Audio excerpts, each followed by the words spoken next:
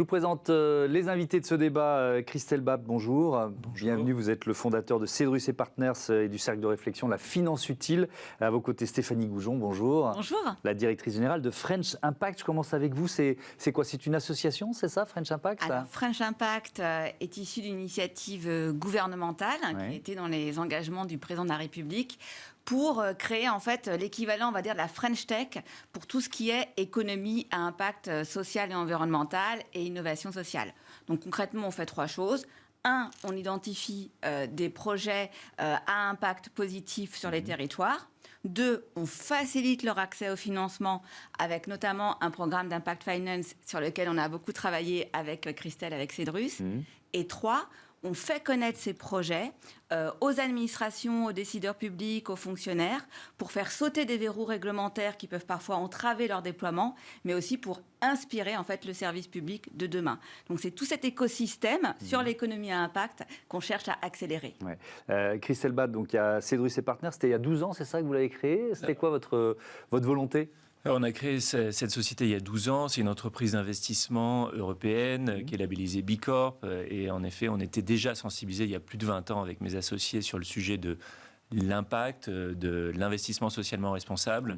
Et donc, on a voulu transformer l'essai et accompagner des investisseurs sur la création de solutions financières innovantes, mais aussi la construction de portefeuilles pour des investisseurs de long terme qui sont sensibilisés au sens. Vous lancez un site, un podcast dédié à la finance utile. C'est quoi la finance utile? Comment vous la définissez? Alors, la finance utile, alors déjà, ça part d'un sujet personnel, c'est que moi j'aime mon job, j'aime faire ce que je fais, et notamment la finance, et j'aime bien qu'elle serve en effet à des missions, à orienter finalement et à mobiliser des capitaux vers des projets vertueux. Donc ça peut être du social, de l'écologique, du sociétal, voilà. Donc l'idée c'est de rassembler des énergies. Je crois beaucoup à l'intelligence collective. Donc on a beaucoup d'acteurs, nous, dans notre écosystème, que ce soit des associations, des fondations, des acteurs de la vie publique, le French Impact avec qui on a en effet travaillé et on continue de travailler, des entreprises privées, des investisseurs, et on essaye de réunir tout le monde pour essayer de valoriser finalement les actions de ces acteurs. Mais alors c'est d'autant plus important qu'on peut avoir, il y a le greenwashing, il y a le purpose washing, et moi, alors je ne sais pas si vous êtes dans ce cas-là, mais on voit tellement fleurir de publicité en ce moment, notamment de grandes institutions financières, qu'on se dit, voilà, tout le monde est devenu super vertueux. Donc est-ce que vous avez l'impression d'une recrudescence? Je commence avec vous, je vous poserai la même question après. En fait, oui, il y a des volumes, on en parlait avec Stéphanie juste avant, c'est les volumes aujourd'hui, la communication sur les volumes liés à l'impact ou à l'investissement responsable sont monstrueux. Je pense que ce qu'on cherche à faire dans la finance utile, et moi j'aime bien évidemment le titre de votre émission et la chaîne que vous représentez, c'est l'impact et l'utile, c'est complètement lié en fait. Être utile, c'est avoir de l'impact. Donc ce qu'on cherche, c'est des métriques, c'est des choses concrètes. On a travaillé notamment dans le logement social avec le French Impact et avec des gérants et avec des investisseurs pour essayer de comprendre comment on pouvait intégrer, développer des familles et finalement rendre compte de ces résultats. Donc ça pose la question, je pose la même question, Stéphanie Goujon, sur ce qu'on appelle du mauvais anglais, le greenwashing, mais c'est effectivement la labellisation, quoi. Comment on valide les engagements, les actions menées en matière de finances. Alors, greenwashing, même impact washing. Oui, bien sûr. Et donc, il y a évidemment un risque, et c'est aussi le rôle du French Impact, sa mission, que de limiter, que de réduire ce risque. Donc, nous, comment on identifie ces projets qui ont une véritable utilité sociale et environnementale? Déjà, on les identifie sur des secteurs qui sont liés aux transitions écologiques et solidaires, des secteurs qui sont assez résilients d'ailleurs. On peut parler d'alimentation durable, on peut parler d'énergie. Je pense qu'avec la situation actuelle internationale et européenne et ukrainienne, je pense qu'on voit bien justement d'identifier ces pépites-là, ça va être encore plus important pour notre économie. Et on le fait avec des partenaires locaux, et on les fait en multipliant les expertises des décideurs publics, des fonds d'investissement, des accélérateurs locaux. C'est grâce à eux qu'on identifie ces projets pépites et qu'on demande bien sûr des indicateurs. Là, Christelle parlait des métriques, un peu de mesures d'impact, notamment en lien avec les objectifs du développement durable, les 17 objectifs de l'agenda onusien qui peuvent constituer cette grammaire commune. Voilà le panel un peu pour essayer de lutter contre cet impact washing.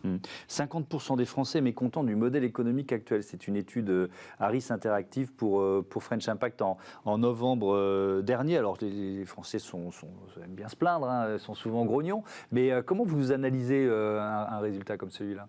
Je pense que justement les initiatives qu'on peut porter dans cette économie positive, cette économie impact, cette économie sociale et solidaire, tous ces univers sont liés, sont connexes, c'est que ça lie à la fois une triple performance. Une performance économique, on en a besoin, une performance sociale et une performance écologique. Et vraiment, nous, on cherche à faire le lien entre le social et l'écologique.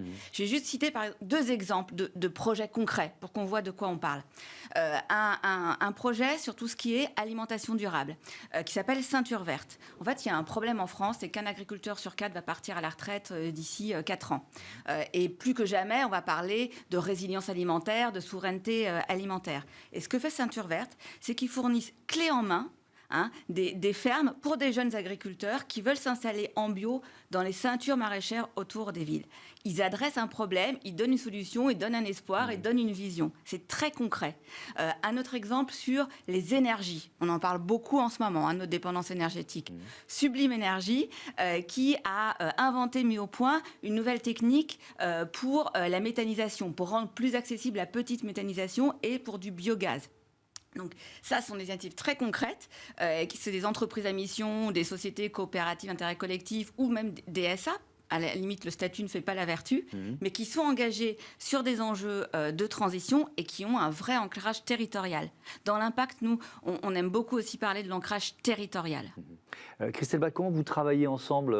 Si on prend l'exemple vous avez fait un fonds immobilier pour faciliter l'accès au logement des personnes en difficulté, c'est ça? Exactement. C'est quoi exactement? Notre idée, c'est encore une fois, c'est ce concept aussi d'hybridation des modèles, c'est de pouvoir rassembler des investisseurs, des gestionnaires de fonds et des associations. Donc on l'a fait avec des associations connues, SAMU Social de Paris et Habitat Humanisme, qui sont spécialisées justement pour aider des familles les plus en difficulté qui sont dans la rue. Et on les a mis au cœur du cahier des charges qu'on a proposé à des gestionnaires.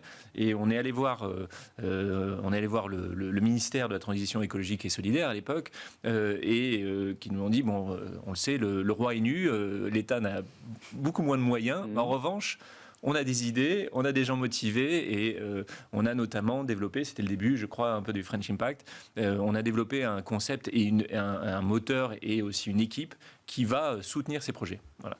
Oui, et donc en fait, ce qui se passe, c'est que c'est mettre en relation des institutions, j'emploie ce terme-là, ou des organisations qui ne travaillent pas forcément ou spontanément ensemble. C'est un peu ça l'idée, Christelle? Oui, l'idée c'est de pouvoir, en fait, ce qui m'avait choqué à une époque, le premier Grenelle de l'environnement, c'est qu'on ne liait pas les investisseurs avec le sujet de l'environnement, en fait. Donc, bon, ça a un peu évolué, heureusement, puisque les investisseurs sont des consommateurs, donc ils commencent à prendre conscience de tous ces sujets, heureusement.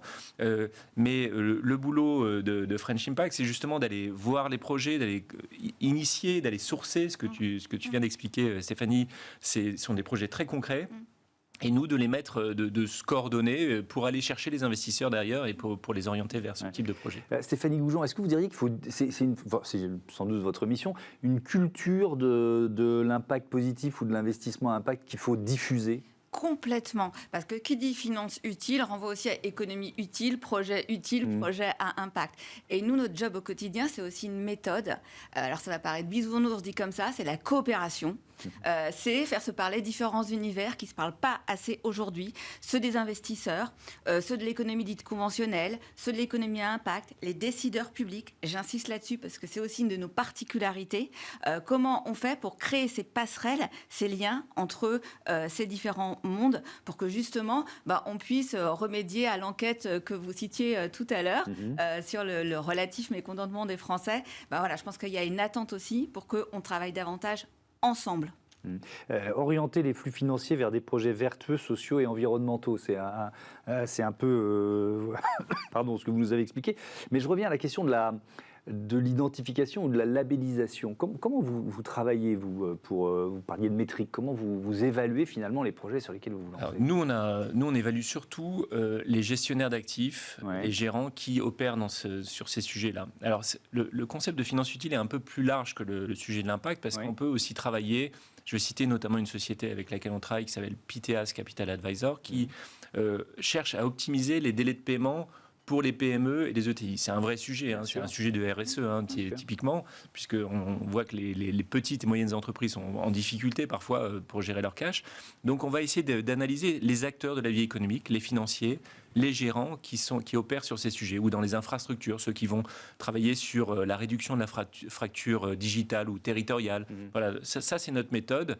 Donc on va surtout regarder les équipes, leurs investissements et la façon dont elles opèrent pour pouvoir créer notre propre appréciation, qui n'est pas uniquement un label, finalement de l'impact qu'elles vont avoir en effet sur ces sujets sociaux ou sociétaux. Ouais. Alors les crises, on en a vécu une sanitaire, on est en train d'en vivre une géopolitique. Sont à la fois des accélérateurs de mutation de comportement, on l'a vu, mais il y a aussi un risque de repli sur soi ou de crainte ou d'envie de profit à court terme. Est-ce que c'est une difficulté à laquelle vous pouvez être confronté depuis quelques années, ça? C'est-à-dire pour pousser les projets impact, vous voyez ce que je veux dire? Et dans ma phrase, d'ailleurs, c'est un peu contre-intuitif. Il y a à la fois, oui, il faut changer de modèle, et en même temps, oui, mais là, je suis en difficulté financière, donc je ne vais pas prendre le risque.